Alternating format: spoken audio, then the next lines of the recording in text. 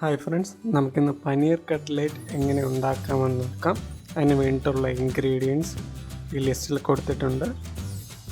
ആദ്യം ഒരു cooking oil, coconut ഓയിലോ സൺഫ്ലവർ ഓയിലോ ആവശ്യം ഉപയോഗിക്കുന്നത് എങ്ങനെയാണെന്ന് വെച്ചാൽ അതിലേക്ക് ചൂടാക്കിയിട്ട് ചെറുതായിട്ട് സ്ലൈസ് ചെയ്തിട്ടുള്ള പനീർ നന്നായിട്ടിട്ട് ഫ്രൈ ചെയ്തെടുക്കുക.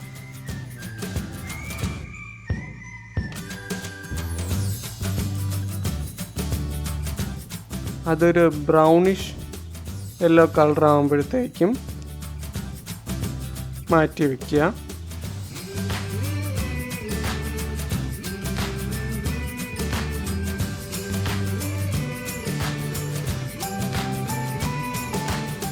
അതിനുശേഷം വളരെ ചെറുതായിട്ട് അരിയുകയോ അല്ലെങ്കിൽ ഒരു മിക്സർ ജാറിലിട്ട് നന്നായിട്ടൊന്ന് മിക്സ് ചെയ്തെടുക്കുകയോ ചെയ്യാം.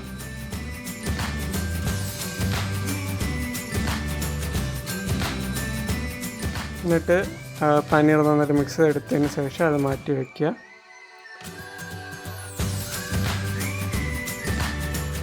എന്നിട്ട് വേറൊരു ഫ്രൈയിങ് പാൻ എടുത്തിട്ട് അതിൽ വളരെ കുറച്ച് എണ്ണ ഒഴിച്ച്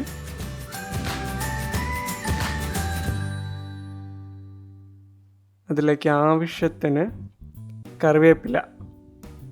കുറച്ച് കറിവേപ്പില ഇട്ടിട്ട് അടുത്തത് കുറച്ച് ഇഞ്ചിയും ചെറുതായി അരിഞ്ഞ മുളകും ഇടുക. എന്നിട്ട് നന്നായിട്ടൊന്ന് ഇളക്കി കൊടുക്കുക. അതിനുശേഷം വളരെ ചെറുതായിട്ട് അരിഞ്ഞ സവാള ഇട്ട് നന്നായിട്ടൊന്ന് ഇളക്കി കൊടുക്കുക.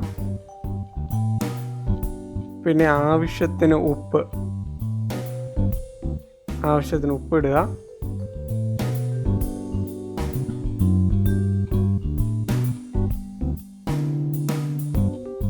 നന്നായിട്ടൊന്ന് ഇളക്കി കൊടുക്കുക. അതൊരു യെല്ലോയിഷ് ബ്രൗൺ കളർ ആവുന്നത് വരെ ഒന്ന് ഇളക്കി കൊടുക്കുക. അതിനുശേഷം വളരെ കുറച്ച് ഗരം മസാല ഇടുക. ആവശ്യത്തിന് ഗരം മസാല ഇട്ടാൽ മതിയാകും. അതിനുശേഷം നന്നായിട്ടൊന്ന് ഇളക്കി കൊടുക്കുക.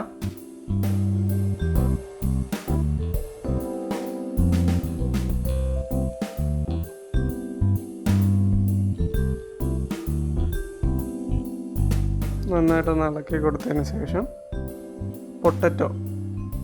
കുറച്ച് പൊട്ടറ്റോ നമ്മൾ അവിച്ച് അതിനെ ചെറുതായിട്ട് ഇടിച്ച് ചോപ്പ് ചെയ്തെടുക്കുക. എന്നിട്ട് അതിലേക്കിട്ട് നന്നായിട്ടൊന്ന് കുഴഞ്ഞു വരുന്ന രീതിയിൽ മിക്സ് ചെയ്ത് കൊടുക്കുക. അതിനുശേഷം നമ്മുടെ നമ്മൾ മിക്സ് ചെയ്ത് വെച്ചിരിക്കുന്ന പനീറും ആഡ് ചെയ്ത് നന്നായിട്ടൊന്ന് മിക്സ് ചെയ്ത് കൊടുക്കുക.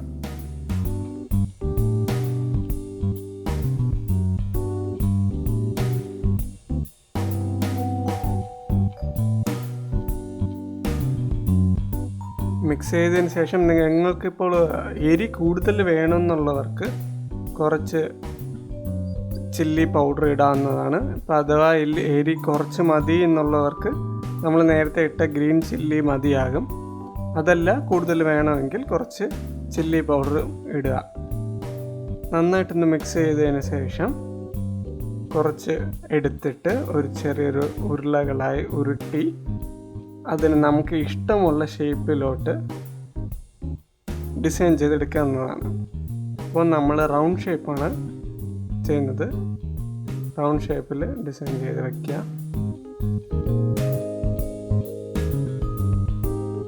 എല്ലാ കൂട്ടുമൊത്തം വേണ്ട ഷേപ്പിലോട്ട് ഡിസൈൻ ചെയ്ത് വയ്ക്കുക. അതിന് ശേഷം കുറച്ച് എണ്ണ ചൂടാക്കാൻ വയ്ക്കുക. എന്നിട്ട് നമ്മൾ നേരത്തെ എടുത്ത് വെച്ചിരുന്ന പീസസ് എടുത്ത് ഒരു മുട്ടയുടെ വെള്ള മാത്രമുള്ള മുട്ടയുടെ ഇതിൽ എടുത്ത് കുറച്ച് ബ്രെഡിൻ്റെ പൊടി ഒരു 5 ബ്രെഡ് മാക്സിമം മതിയാകും കുറച്ച് ഉണ്ടാക്കുന്നെങ്കിൽ.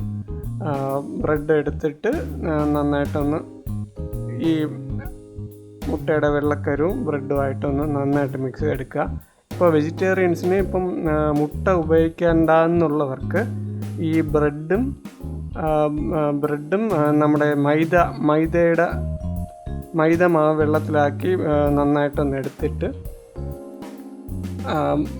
മൈദ മാവും വെള്ളവും പിന്നെ ബ്രെഡും ചേർത്ത്, മുട്ടയ്ക്ക് പകരം മൈദ മാവും വെള്ളവും ബ്രെഡും ചേർത്ത് നന്നായിട്ട് കുഴച്ച് ഇതുപോലെ തന്നെ നന്നായിട്ട് കുഴച്ച് ഫ്രൈ ചെയ്തെടുക്കാവുന്നതാണ്. എന്നിട്ട് നന്നായിട്ടൊന്ന് ഫ്രൈ ചെയ്തെടുക്കുക.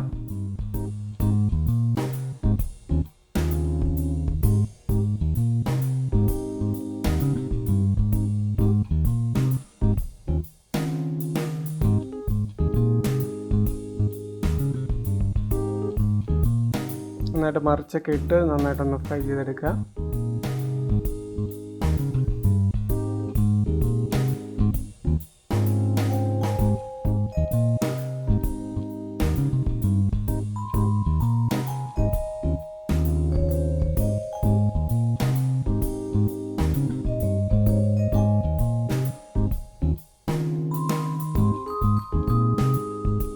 അങ്ങനെ നമ്മുടെ പനീർ കട്ട്ലേറ്റ് തയ്യാറായി കഴിഞ്ഞിരിക്കുകയാണ്.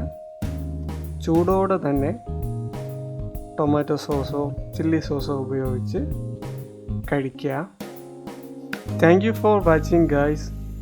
Please do subscribe and like to our channel. Be our guest. Thank U.